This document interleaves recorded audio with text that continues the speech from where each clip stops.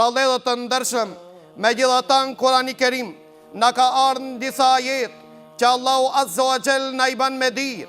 Dhe thotë Allahu në Kurani Kerim, wa in kullu men fis samawati wal ardi illa ati rrahmani abda. Thot gjdo sen që ka në qiell dhe gjdo sen që ekziston në tokë, vetëm e vetëm të Allahu Azza wa Jall do t'i nështrohet. Vetëm e vetëm Allahu Azza wa Jall do t'i paraqiten si rob. Për këtë arsye dietar kanë thonë se ibadeti është dy lloj. Njëri ibadet i thuat ibadeti përgjithsh, ibadeti imponuar, apo siç thot Imam Saadiu, që thot ibadeti është dy lloj.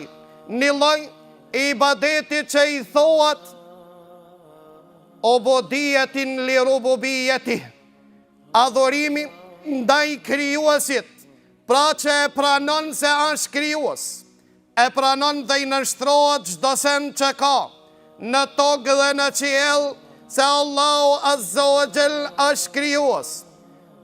Dhe këta thot Allahu në Kurani Kerim, s'ka sen tokë dhe një qiell, vetëm e vetëm Allahu Azza wa Jall i nështrohet, me deshje apo pa deshje, me vullnet apo pa vullnet.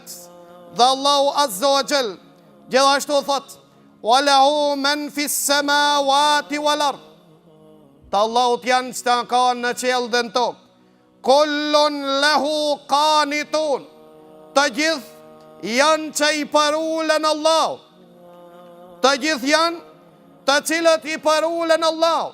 Derisa thot Allah në Kurani Kerim, walillahi yasjudu men fis samawati wal ardi tawan wa karha. Allahu t'i ban sejdë çdo sen që anë qiell dhe çdo sen që anë tokë, me dëshirë apo pa dëshirë, me vullnet apo pa vullnet. Derisa Allahu ka thonë Kurani Kerim, wa dhilaluhum bil ghuduwi wal asal. A dini se ban sejdë edhe hija? Hija jo besimtarit Allahu t'i ban sejdë.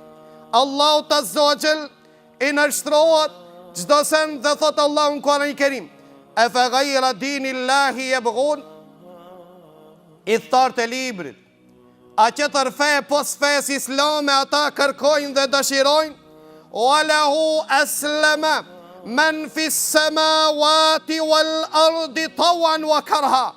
Kurse Allahu t'ju ka nështru çdo sen tokë dhe në qiell.